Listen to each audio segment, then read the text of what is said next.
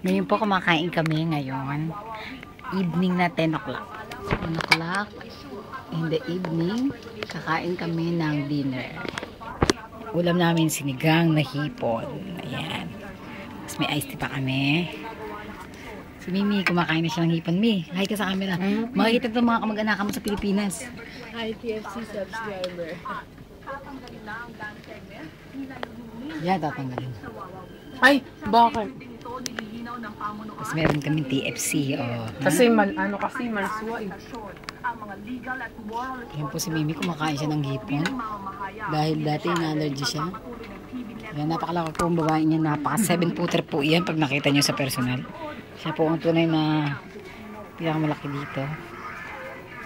Yan, daragdag ko to. Hi Philippines! Lagi ko nasasabi hi Philippines.